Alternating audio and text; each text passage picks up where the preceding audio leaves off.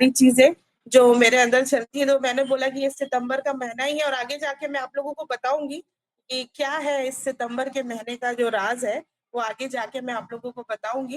लेकिन उससे पहले मैं जो शुरुआत करूंगी वो अपनी गवाही से करती हूँ कि जैसा कि मैंने आप लोगों को बताया कि मैं मंदिर के संचालक की बड़ी बेटी हूँ। मेरा जन्म बिलासपुर में ही हुआ और हम 3 बहनें थी, मैं सबसे बड़ी थी।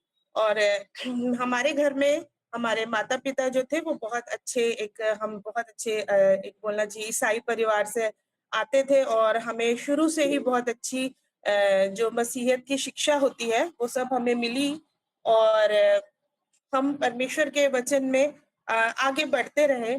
और जिस तरह से हम बड़े होते जा रहे थे, परमेश्वर का वचन हमारे जीवन में काम भी करता जा रहा था।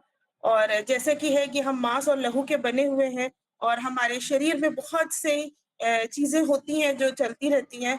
और बहुत सी ऐसी बातें होती हैं जो हम अपने तक ही रखते हैं, हम किसी को बता नहीं सकते। और उस समय जब मैं 13 साल की थी तो मेरे को भी एक प्रॉब्लम हुई। और मैं छोटी थी, मुझे नहीं समझ में आता था कि ये क्या प्रॉब्लम है क्या नहीं है। और 13 वर्ष की उम्र में मैं बहुत ज्यादा बीमार रहती थी, मुझे बहुत ज्यादा मेरे अंदर ब्लड की कमी हो जाती थी।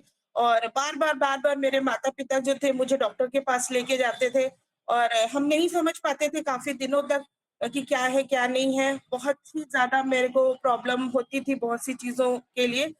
तब बहुत दिनों बाद मुझे पता चला कि मैंने एक टेस्ट कराया, बहुत से डॉक्टर्स को दिखाए, हर डॉक्टर मुझे दवाई लिख देता था और जब तक मैं वो दवाई खाती थी मैं ठीक रहती थी। और जैसे ही मैं वो दवाई छोड़ती थी मेरे को फिर से सारी वो वाली प्रॉब्लम्स जो है वो रिपीट होने लगती थी और मैं फिर से वैसी ही बीमार पड़ जाती थी। पर परमेश्वर की दया और अनुग्रह से हमें एक डॉक्टर मिला और डॉक्टर ने मुझे बताया कि मुझे थायराइड है। और जब मुझे पता चला कि मुझे थायराइड है, हम जानते भी नहीं थे कि ये थायराइड होता क्या है, ये थायराइड की बीमारी क्या होती है, कैसी होती है। आज के समय में तो ये बहुत कॉमन है और सब लोग इसको जानते हैं, लेकिन उस समय हमें नहीं पता था कि ये क्या बीमारी होती है, मेरे मम्मी पापा को भी नहीं पता था। लेकिन उसके बाद फिर जब हमें पता चला तब तक अच्छे से कम 5-6 साल निकल चुके थे। उसके बाद मतलब 5-6 साल का जो मेरा मेरा जीवन था वो बहुत ज्यादा कष्टदायक था। तब मैं इतना मेरा ब्लड लॉस हो जाता था कि मैं एक स्टेप भी नहीं चढ़ पाती थी और उसके बाद में एक कदम भी मैं आगे नहीं रख सकती थी। मैं हमेशा सोई रहती थी, लेटी रहती थी और मुझे बहुत अंदर से कमजोरी फील होती थी। और रिपीट वैसे ही होता था कि मैं दवाई खाती थी और मैं ठीक हो जाती थी और फिर बाद में मुझे वही सारी प्रॉब्लम्स फिर से होने लगती थी। तो ऐसा करते करते करीब 5 से 6 साल मेरा गुजर गया। और उसके बाद फिर मुझे पता चला कि मुझे थायराइड है, फिर मैंने थायराइड की मेडिसिन स्टार्ट करी और उसके बाद फिर थोड़ा सा मैं बेटर हो गई, मैं ठीक हो गई परमेश्वर की दया से। फिर मेरी जो लाइफ थी वो थोड़ी सी सेटल हो गई। और मैंने उस समय हम लोगों ने बहुत प्रार्थना की, बहुत मैंने अपने आप को भी परमेश्वर को समर्पित किया कि परमेश्वर मेरे को ये बीमारी से मुक्ति दे दो, मुझे ठीक कर दो। और सचमुच परमेश्वर ने इस दवाई के माध्यम से, ये थायराइड की फिर एक दवाई मैंने स्टार्ट करी, उसके द्वारा मैं बहुत ठीक होने लगी। और इस बीच में ऐसा हुआ प्रियो कि मेरे को 2 बोतल खून भी चढ़ाना पड़ गया। एक मेरे पापा का और एक मेरे एक और अंकल हैं उनका, मेरे को खून भी चढ़ा, मेरे बॉडी में इतना ब्लड लॉस हो जाता था।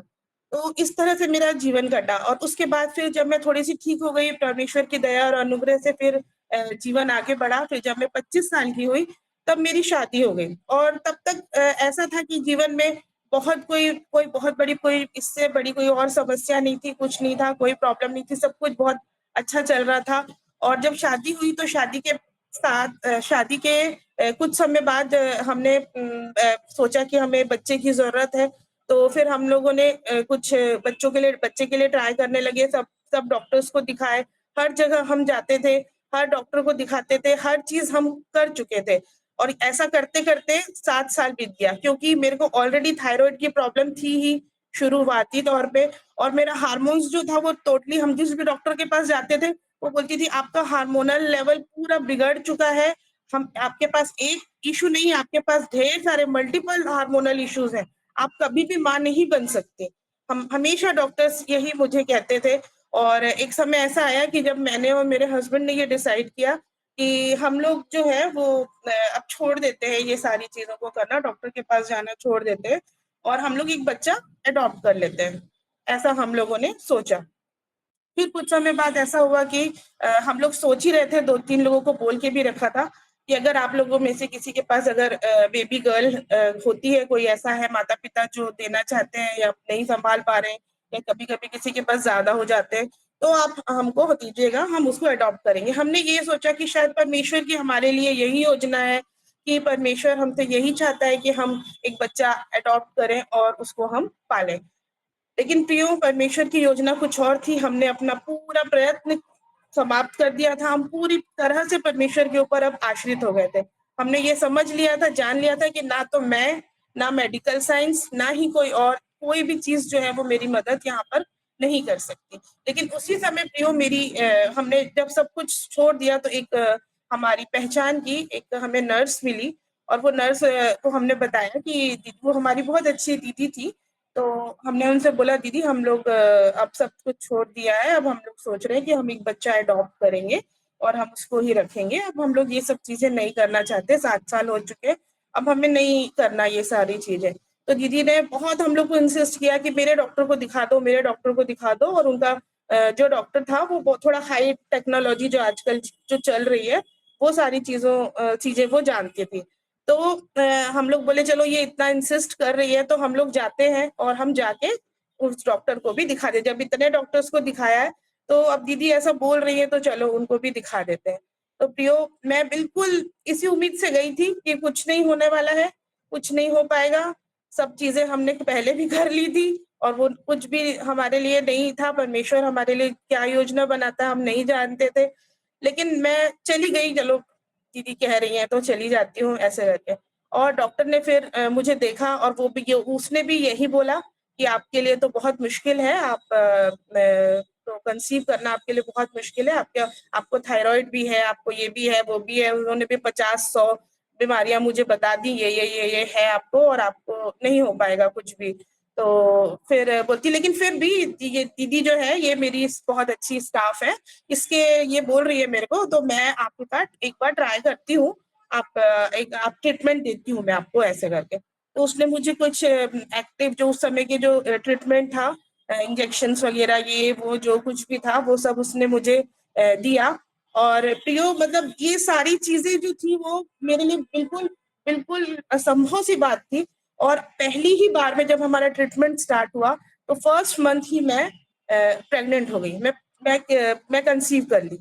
और ये बहुत ही ज्यादा हम लोगों के लिए आश्चर्यजनक बात थी, क्योंकि पिछले 60 सालों से हम लोग कोशिश कर रहे थे, 6 सालों से कि कुछ ऐसा हो पाए और सारे डॉक्टर्स को हमने दिखाया था लेकिन ऐसा नहीं हो पाया था। लेकिन वो जब हमने पूरी तरह से अपने आप को परमेश्वर के सामने समर्पित कर दिया कि अब हम कुछ नहीं कर सकते प्रभु, अब आप करिए, जो आपकी इच्छा है वो हमारे जीवन में पूरी हो, जो आप चाहते हैं अब वो हमारे जीवन। हम अपना दिमाग, अपनी ताकत, अपनी एनर्जी, अपना सब कुछ हम लगा चुके, अब आप जो चाहते हैं प्रभु वो हमारे जीवन में हो। और वैसा ही प्रियो हुआ। और फर्स्ट ही मंथ जब मैं कंसीव करी तो उसके बाद हम लोग खुश तो बहुत हुए कि चलो अच्छा हुआ कि जैसा भी हुआ कंसीव हो गया ऐसे करके। लेकिन प्रियो, ये जो जर्नी थी मेरे लिए, डॉक्टर ने बोला कि बहुत ज्यादा क्रिटिकल है आपका। और जैसे ही मैं फर्स्ट मंथ के बाद सेकेंड मंथ जब मैं गई सोनोग्राफी के लिए, तो वहां पर भी मुझे इतनी ज्यादा प्रॉब्लम हुई, मेरे को हैवी ब्लीडिंग स्टार्ट हो गई और पूरा सब कुछ ऐसा लगा कि खत्म हो चुका है पूरा A to Z। डॉक्टर तो मुझे बोली कि कुछ नहीं है बेटा, इतना हैवी ब्लीडिंग में कुछ नहीं रहता है, आप घर चले जाइए, कुछ भी नहीं है आपके पास। तो मैंने डॉक्टर को बोला, डॉक्टर प्लीज मेरे लिए एक बार आप सोनोग्राफी करिए, एक बार आप देखिए। मुझे नहीं पता मैं ऐसा क्यों बोली उसको, जबकि मैं जानती थी कि इतना हैवी ब्लीडिंग के बाद जनरली ऐसा कुछ रहता नहीं है, खत्म ही हो जाता है सब कुछ। तो फिर भी डॉक्टर बोलती है कि ठीक है तुम कह रही हो तो मैं तुम्हारी सोनोग्राफी करती हूँ। और जब उसने सोनोग्राफी करी प्रियो, तो उसको एक नहीं बल्कि 2 सैक दिखे, एक नहीं 2। और डॉक्टर खुद आश्चर्य में पड़ गई कि इधर एक तरफ हैवी ब्लीडिंग हो रही है और इधर ये दोनों सैक अंदर कैसे हैं, ये कैसे इतने यहाँ पर रह सकते हैं ये। वो खुद आश्चर्य में पड़ गई। फिर उसने मुझे तुरंत एडमिट किया और एडमिट करने के बाद फिर उसने मेरा ट्रीटमेंट स्टार्ट किया। और फिर हम फिर घर आ गए कुछ दिनों बाद। और घर आए और उसके बाद फिर से चौथे महीने में प्रियो, चौथे महीने में फिर से मुझे ऐसा हुआ कि फिर से वही सीन फिर से हो गया। फिर से मुझे हेवी ब्लीडिंग स्टार्ट हो गई और फिर से डॉक्टर ने सेम वही चीज़ बोली कि बेटा कुछ नहीं है, इसके बाद अभी तक जो हो गया सो हो गया, इतने दिन रह गया, उसके बाद तो फिर मुश्किल है, अब तुम्हारा कुछ नहीं हो पाएगा, फिर भी हम कोशिश करते हैं, एडमिट हो जाओ और हम कोशिश करते हैं, ऐसे करके। फिर उसने कोशिश करी, फिर उसने इंजेक्शंस वगैरह लगाए, फिर मैं एडमिट रही और फिर बहुत सी चीजें हुई। और प्रियो, इन दिस बीच हम परमेश्वर से सिर्फ और सिर्फ एक प्रार्थना करते थे कि आप अगर देना चाहते हैं तो दीजिए प्रभु, इसके अलावा हमारी कोई सामर्थ्य नहीं है कि हम कुछ कर पाए, और ना डॉक्टर की कोई सामर्थ्य थी, ना हमारी कोई सामर्थ्य, बस सिर्फ और सिर्फ परमेश्वर की सामर्थ्य थी कि वो बच्चे जो थे वो रह पाते।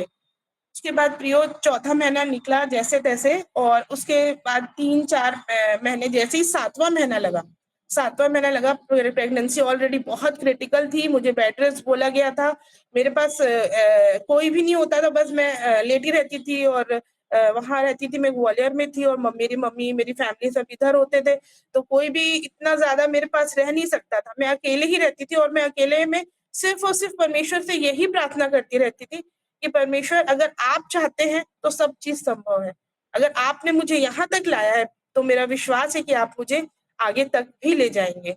और प्रियो, ऐसा ही हुआ कि जब 7वां महीना लगा तो मुझे बहुत ज्यादा पेन स्टार्ट हो गया 7वें महीने में ही। और 7वें महीने में इतना ज्यादा पेन हुआ मुझे कि मुझे फिर एडमिट करना पड़ गया हॉस्पिटल में।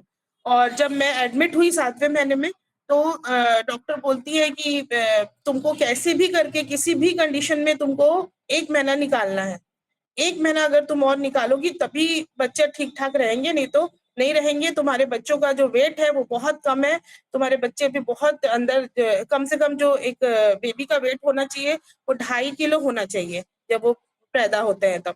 लेकिन मेरे बच्चे उस समय, जो 7वां महीना लगा, तो उस समय वो 1-1 किलो के थे, क्योंकि ट्विंस थे, इसलिए वो 1-1 किलो के थे। और वो बोली डॉक्टर कि इतने छोटे बच्चों में हम डिलीवरी नहीं कर सकते, ये बहुत अंडरवेट बच्चे होंगे और हम नहीं कर पाएंगे, कैसे भी करके तुम 1 महीना और निकालो, मैं कुछ नहीं जानती, मैं तुम्हारा ऑपरेशन नहीं करूंगी। और मैं इतनी ज्यादा कष्ट में थी प्रियो, इतनी ज्यादा कष्ट में थी कि मैं नहीं रुक सकती थी, मैं इतना ज्यादा मुझे तकलीफ होती थी। वो 15 दिन मैंने कैसे कैसे वो 15 दिन, उन्होंने भी इंजेक्शन लगा लगा के पेन को रोक रोक के 15 दिन तक उस चीज को खींचा, जैसे तैसे 7.5 महीने निकले। लेकिन 7.5 महीने के बाद मैंने डॉक्टर के सामने हाथ जोड़ लिए, मैंने बोला नहीं, नहीं हो पाएगा मुझसे, आप जो भी होता है आप ऑपरेशन करिए। मैंने अपने पति से भी माफी मांगी, और मैंने ये बोला कि देखो मैं नहीं कर पाऊंगी, मेरे में बहुत ज्यादा ही पेन हो रहा है, मैं नहीं सह सकती हूँ, अब जो भी होगा मुझे माफ कर दो, मैं नहीं कर पाऊंगी। ऐसे करके फिर मैंने उनसे भी माफी मांगी, लेकिन मेरे पति जो है वो बहुत विश्वासी हैं, तो उन्होंने बोला कि तू डर मत, प्रभु है हमारे साथ, परमेश्वर जो करेगा वो अच्छा ही करेगा, चाहे वो जो भी करे, हम परमेश्वर ने दिया है, परमेश्वर ले भी लेगा तो हम कुछ नहीं बोलेंगे, क्योंकि परमेश्वर को हम जानते हैं, वो हमसे प्रेम करता है। तो ऐसा सब कुछ हुआ प्रियो, और 7.5 महीने में मेरी डिलीवरी हुई, और 7.5 महीने में जो बच्चे पैदा हुए वो 1-1 किलो के थे, इतने छोटे छोटे बच्चे पैदा हुए थे, जिनकी ना आंखें बनी थी अच्छे से, ना आईब्रो आया था अच्छे से, कुछ भी नहीं था, सिर्फ ऐसा लगता था जैसे किसी ने ड्रॉ कर दिया है, और मतलब ऐसे किसी ने फोटो बना दी है कागज में, ऐसे कि ये आंख है, ये नाक है, ये ऐसा उस टाइप का दिखता था, बहुत ही छोटे बच्चे थे। और जब वो पैदा हुए तो डॉक्टर ने बोल दिया कि 3 घंटे तक हम कुछ नहीं बोल सकते, 3 घंटे तक कुछ भी, क्योंकि प्री मेच्योर बच्चे थे, 1-1 किलो के बच्चे थे, और डॉक्टर ने बोल दिया कि हम कुछ नहीं कह सकते। फिर उसके बाद फिर 3 घंटे कुछ नहीं हुआ, फिर डॉक्टर ने बोला कि 3 दिन तक हम कुछ नहीं बोल सकते, जब तक 3 दिन के नहीं हो जाते बच्चे हम कुछ नहीं बोल सकते। फिर जैसे तैसे 3 दिन गुजरे, 3 दिन गुजरने के बाद डॉक्टर ने बोला कि हम 7 दिन देखते हैं, 7 दिन में क्या होता है करके। तो जैसे तैसे करके 7 दिन गुजरे, और जब 7वें दिन के बाद 8वां दिन 9वां दिन लगा, तो डॉक्टर ने मेरे हस्बैंड को बुलाया और बोला कि ये देखो, एनआईसीयू देखा होगा आपने, जहाँ बच्चों को रखा जाता है, वहाँ ढेर सारी मशीनें होती हैं, इंक्यूबेटर आई और बहुत सी चीजें वहां पे रखी होती है। तो बोले ये सारी चीजें मुझे पता था कि तुम्हारे बच्चे पैदा होने वाले हैं, क्योंकि मैं तो वहीं एडमिट रहती थी, तो डॉक्टर भी हमें पहचानते थे। तो बोले ये सारे जो इंस्ट्रूमेंट्स देख रहे हो, ये सारी चीजें जो देख रहे हो ना, ये मैंने तुम्हारे बच्चों के लिए निकाल के रखे थे, लेकिन इसमें से एक भी इंस्ट्रूमेंट की जरूरत तुम्हारे बच्चों को नहीं पड़ी। वो बिल्कुल जैसे पैदा हुए थे वैसे ही हैं, वैसे ही एकदम स्वस्थ हैं। और अब तुम इनको 1 हफ्ता के बाद तुम इनको अपने घर ले जाओ। 1 हफ्ते के बाद तुम अपने घर ले जाओ। लेकिन प्रियो, मेरा ऑपरेशन हुआ था और इतने छोटे बच्चे थे कि मैं उनको देख के डर गई थी कि मैं इनको कैसे सँभालूँगी? प्रभु, मैं कैसे सँभाल सकती हूँ इनको? ये इतने छोटे हैं। 1-1 किलो के बच्चे, एक तो छोटे बच्चे जो आपने देखा होगा न्यूली बॉर्न जो पैदा होते हैं, वही इतने छोटे होते हैं। लेकिन मेरे बच्चे तो 1-1 किलो के थे और मैं उनको कैसे सँभालती? तो मैंने बोला मैं नहीं सँभाल पाऊँगी, मुझसे नहीं हो पाएगा, क्योंकि मुझे ही सँभालना था और मेरा ऑपरेशन हुआ था। तो मैं बोली मुझसे नहीं हो पाएगा। वैसे करके हम लोगों ने कैसे भी करके 22 दिन तक बच्चों को वहाँ पर रखा, हॉस्पिटल में ही रखा 22 दिन तक। और 22 दिन के बाद जब मैं थोड़ी-सी ठीक हो गई कि मैं बच्चों को सँभाल सकती हूँ, उसके बाद फिर हम लोग बच्चों को घर लेके आए।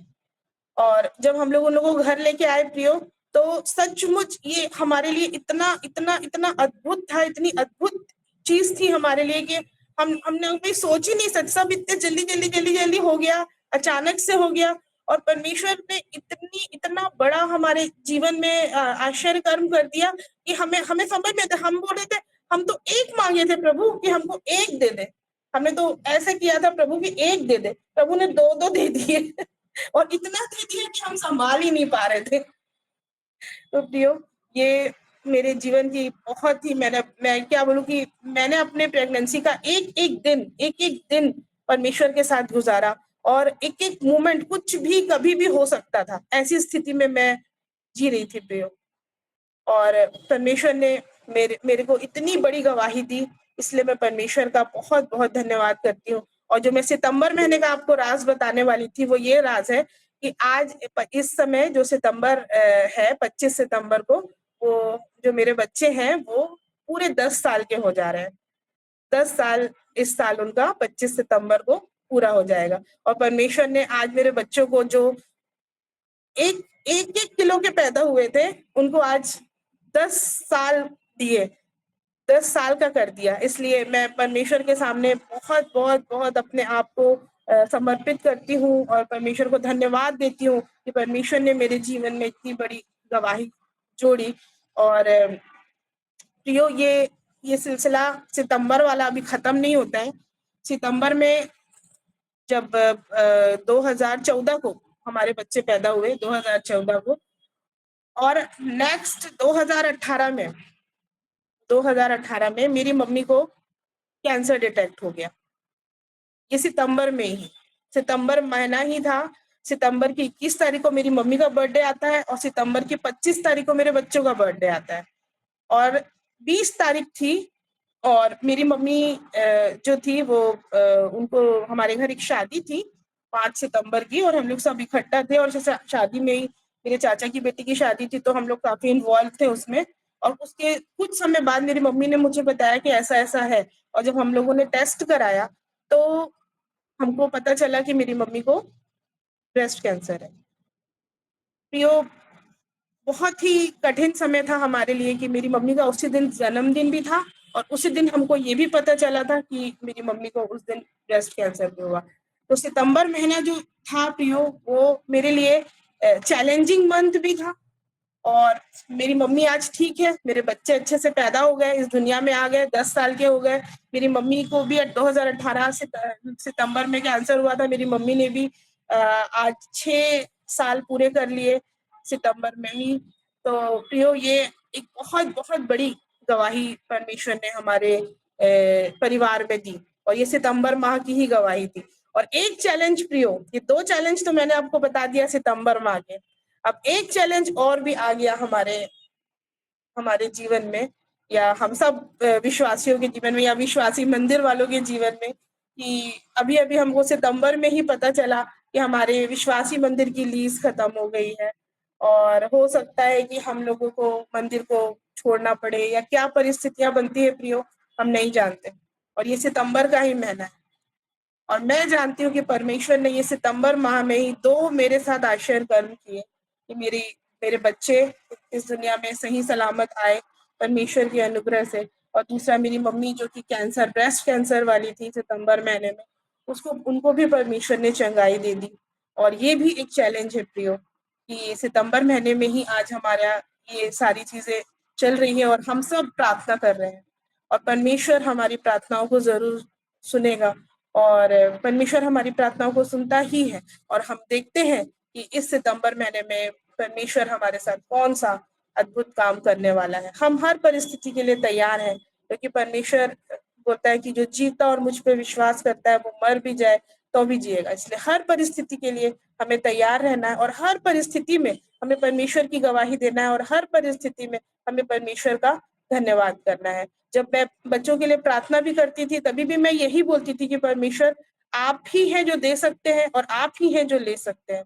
आपके अलावा और दुनिया में कोई नहीं जो दे सके। इसलिए जब सब कुछ आपके हाथ में है, तो हम कुछ कर ही नहीं सकते। इसलिए अभी की भी जो चीज़ें हैं, जो मंदिर से रिलेटेड चीज़ें हैं, उसके लिए भी हम सब प्रार्थना करें।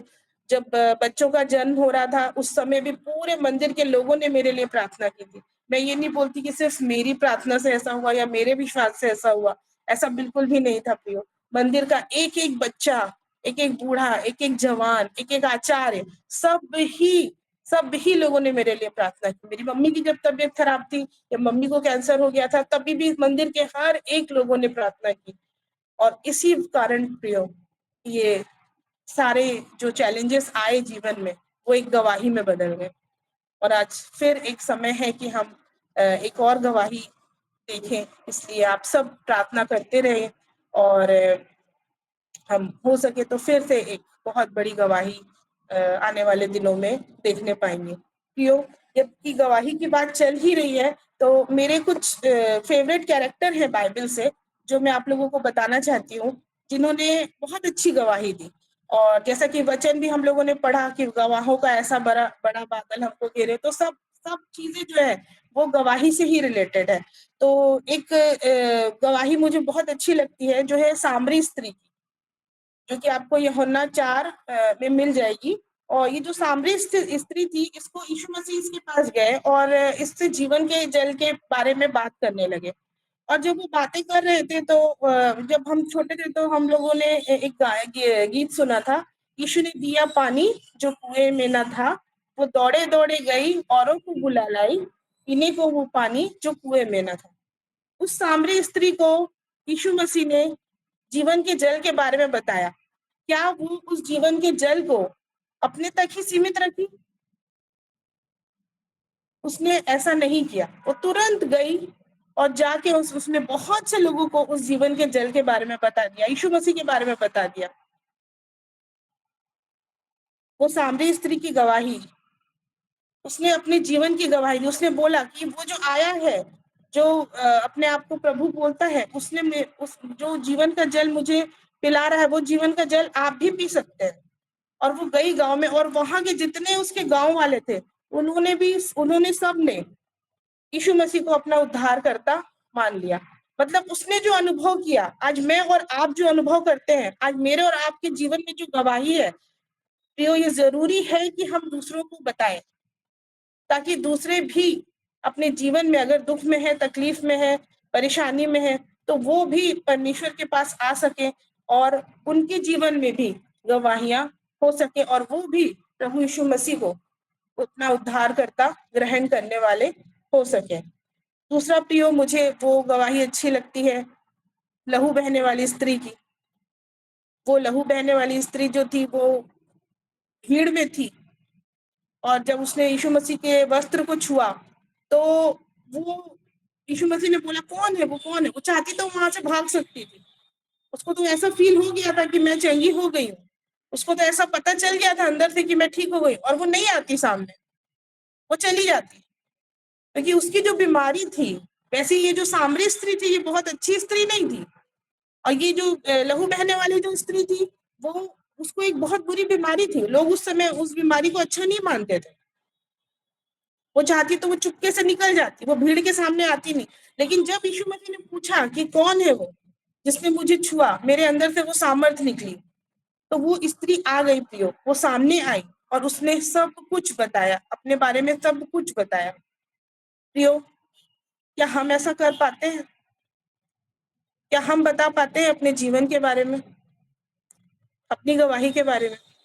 कई बार ऐसा होता है प्रियो कि हम शर्माते हैं, हम पीछे हट जाते हैं। हम कैसे बताएं, ये तो बहुत अच्छी बात नहीं थी, लेकिन वो स्त्री से हमें ये सीखना चाहिए कि हमें शर्माना नहीं है।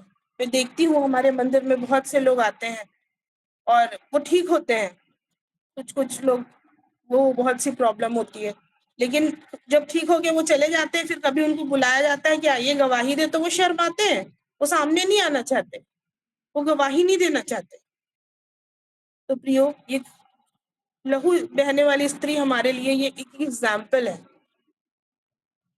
कि उसमें लिखा हुआ ये वचन आप पढ़िएगा, मरकुस 5:25 में आपको ये वचन मिलेगा, डरती कांपती वो सामने आई, डरती और कांपती हुई वो सामने आई।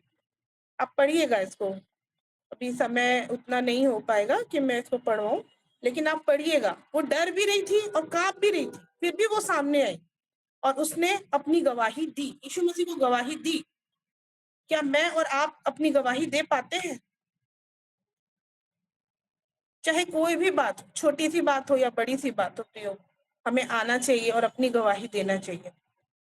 उसी प्रकार से प्रियो, 10 कोढ़ी के बारे में हम लूका 17 में देख लेते हैं कि 10 कोढ़ी थे और यीशु मसीह ने 10 को शुद्ध कर दिया। और 10 में से यीशु मसीह बोलते हैं कि धन्यवाद देने के लिए कौन आया? सिर्फ एक। क्या यीशु मसीह को जरूरत थी कि वो कोई मुझे धन्यवाद दे? लेकिन फिर भी वहां लिखा हुआ है, क्या वो सारे चंगे नहीं हुए? क्या वो सारे परमेश्वर को धन्यवाद देना नहीं चाहते? लेकिन सिर्फ और सिर्फ एक आया और उसने धन्यवाद दिया। कई बार ऐसा होता है कि हम सिर्फ और सिर्फ अपनी शारीरिक चंगाई के लिए आते हैं और जब हमें शारीरिक चंगाई मिल जाती है तो हम चले जाते हैं। हम ये कोशिश भी नहीं करते हैं कि हमें आत्मिक रूप से भी चंगा होना है। और जब हम आत्मिक चंगाई भी प्राप्त नहीं कर पाते हैं प्रियो, तो वो शारीरिक चंगाई भी कहीं ना कहीं जाके हमारी खत्म हो जाती है। हमें आत्मिक और शारीरिक दोनों ही चंगाइयों की जरूरत है प्रियो।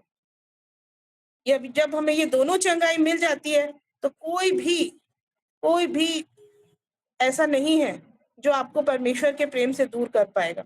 लेकिन अगर आप सिर्फ और सिर्फ एक ही चंगाई के लिए आते हैं या तो सिर्फ आप शारीरिक चंगाई के लिए आते हैं, तो बहुत जल्दी शैतान आपको परमेश्वर के प्रेम से दूर कर देगा, परमेश्वर से दूर हटा देगा, आप किसी और ट्रैक में चले जाएंगे, आप परमेश्वर से दूर हो जाएंगे। लेकिन अगर आप शारीरिक और आत्मिक दोनों ही चंगाई प्राप्त कर लेते हैं, तो कोई भी चीज आपको परमेश्वर के प्रेम से अलग नहीं कर सकती। रोमियो 8:38। कौन हमको मसीह के प्रेम से अलग कर सकता है? कोई भी। इसलिए प्रियो, सिर्फ और सिर्फ आत्मिक शारीरिक चंगाई के पीछे ना भागे, आत्मिक चंगाई भी बहुत जरूरी है।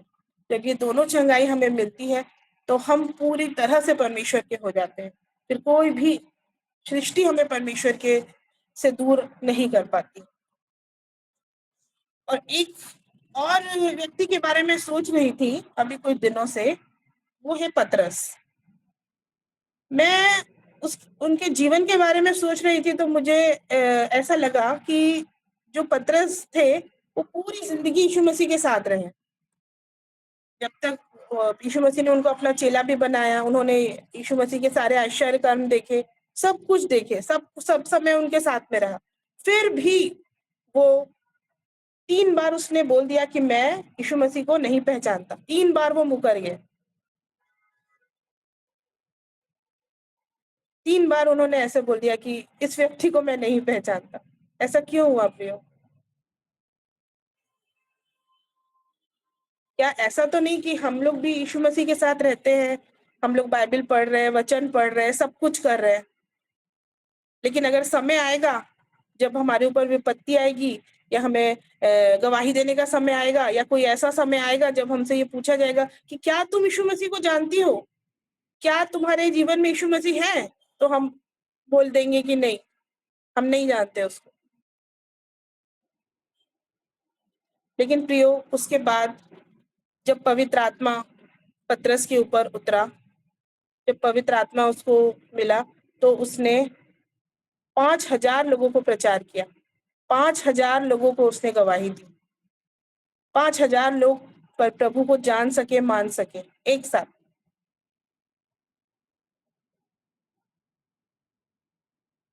जब तक हमारे पास परमेश्वर के द्वारा दी गई पवित्र आत्मा नहीं है, वो सत्य की आत्मा नहीं है, हम चाहे कितना भी उसके साथ रह लें, उठ ले, बैठ ले, खा ले, पी ले, घूम ले, फिर ले, हम एक एक समय ऐसा आएगा कि हम उससे अलग हो जाएंगे। तो प्रियो, अपने आप को जांचने का ये समय है कि क्या मैं और आप अपने जीवन की गवाही दे पा रहे हैं, अपने जीवन से यीशु मसीह को दिखा पा रहे हैं। आज बहुत से ऐसे लोग हैं जो यीशु मसीह को नहीं जानते। कैसे हम उनको दिखा पाएंगे यीशु मसीह को, कैसे हम बता पाएंगे? ये बहुत सरल वे है, बहुत एक अच्छा सा रास्ता है अपनी गवाही के माध्यम से। हमें बहुत ज्यादा उनके सामने वचन नहीं पढ़ना, बहुत ज्यादा बड़ी बड़ी बातें नहीं करनी, लेकिन एक छोटी सी गवाही, आपकी छोटी सी गवाही किसी को परमेश्वर के करीब ला सकती है। उस सामरी स्त्री की छोटी सी गवाही इतने लोगों को, पूरे पूरे नगर को प्रभु में ले आई। उसी प्रकार से हमारी भी छोटी छोटी गवाही, छोटी हो या बड़ी हो, इससे फर्क नहीं पड़ता। फर्क इससे पड़ता है कि आप गवाही दे रहे हैं। फर्क इससे पड़ रहा है कि आपकी गवाही से परमेश्वर को महिमा मिल रही है। प्रियो, जब हम वचन की बात करते हैं और हम बाइबल उठा लें, तो हम देखें पूरी बाइबल गवाही से भरी हुई है। पूरा नया नियम देख लीजिए, पूरा पुराना नियम देख लीजिए, गवाही ही गवाही। पर इन गवाहियों के बीच में आज मैं कहाँ हूँ, आज आप कहाँ हैं? आज समय है कि हम अपनी गवाही बताएं, अपनी गवाही बनाएं, अपनी गवाही के द्वारा हम प्रचार करें। क्या हम ऐसा कर पा रहे हैं?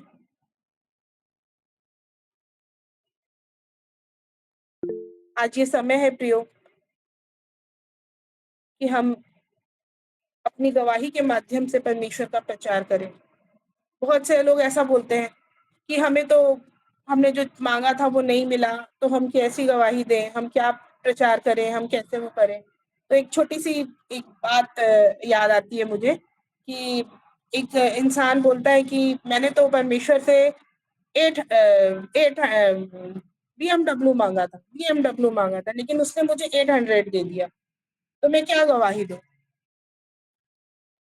लेकिन परमेश्वर ये बोलता है कि पहले तुम 800 चलाना तो सीख लो, तब तो मैं तुम्हें BMW दूंगा। जब तुम 800 ही ठोक ठोक के चला रहे हो, तो तुम्हें BMW में कैसे दे दूं?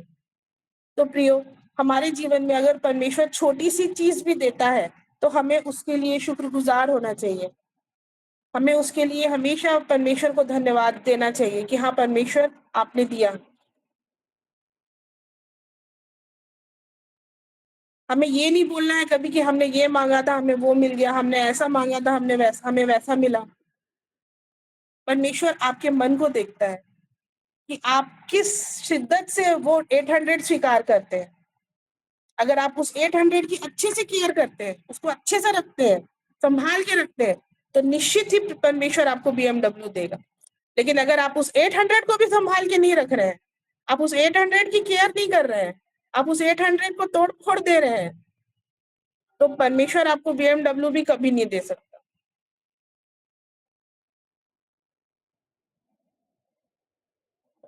प्रियो, आपकी गवाही कैसी भी हो, उससे परमेश्वर को महिमा मिलनी चाहिए, चाहे छोटी हो चाहे बड़ी हो। परमेश्वर आपको देने के लिए ही बैठा हुआ है।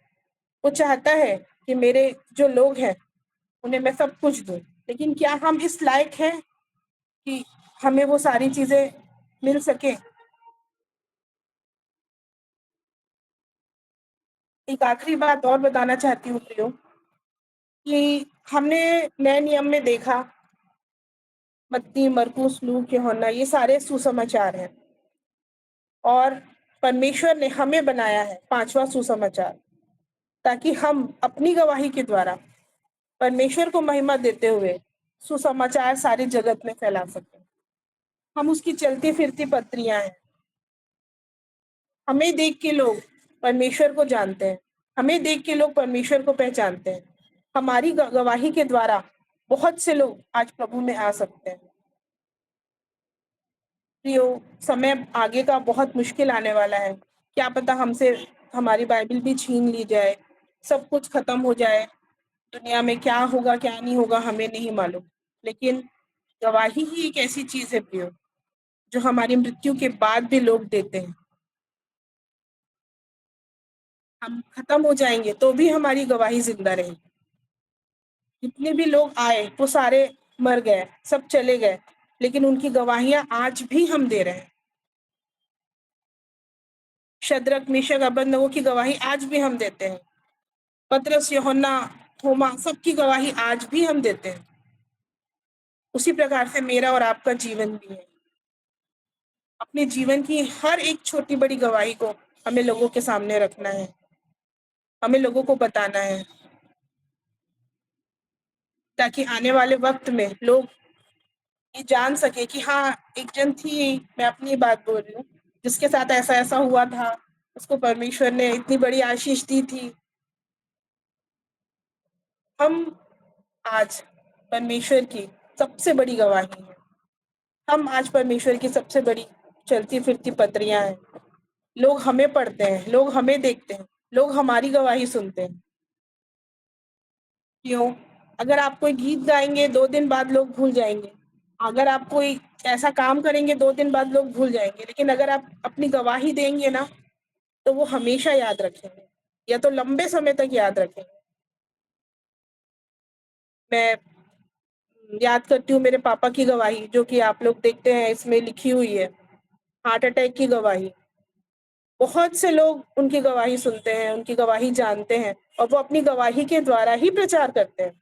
जैसा कि मेरी मम्मी, अभी आपने देखा मेरी मम्मी कैसे बोल रही थी, गवाही का ही जीवन है। हमारी मेरी मम्मी एक बार शुरू होती गवाही देना तो बंद ही नहीं करती हैं। हमको बोलना पड़ता है, मम्मी बस बहुत हो गया। ऐसा जीवन है उनका, पूरा गवाही, गवाही, गवाही, गवाही। ये चीज़ मैंने अपने माता-पिता से सीखी है। एक गवाही का जो जीवन है, वो मैंने अपने माता-पिता से सीखा है। और किस तरह से हम अपनी गवाही के माध्यम से परमेश्वर को महिमा दे सकते हैं, लोगों को प्रचार कर सकते हैं।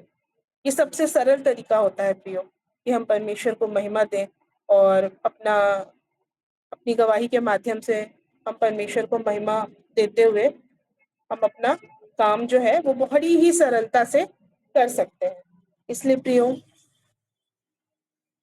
जैसा कि वचन में लिखा हुआ है कि हर एक रोकने वाली वस्तु और उलझाने वाले पाप को दूर करके वह दौड़ जिसमें हमें दौड़ना है, धीरज से दौड़ें। हर एक चीज़ जो आपको गवाही देने से रोक रही है, हर एक चीज़, हर एक बात जो आपको कहीं उलझा रही है, आपको सबको अपने जीवन से हटाना है। अगर कोई बोला जाता है कि आप अपनी गवाही दो, तो आपको भागना नहीं है वहाँ से, आपको अपनी गवाही देना है, आपको मुँह खोलना है, तभी परमेश्वर आपको और आशीष देगा। ठीक है, मुझे साइन आ रहा है कि टाइम हो चुका है, तो इसलिए इस छोटे से संदेश के द्वारा मैं परमेश्वर की महिमा करती हूँ और ये आशा रखती हूँ कि आप लोगों को मेरा ये गवाही का संदेश अच्छा लगा होगा और मेरी इस गवाही से परमेश्वर को महिमा मिले। आप सबों को जय मसीह। जय मसीह की। बहुत बहुत धन्यवाद। बहुत ही सुंदर, अद्भुत और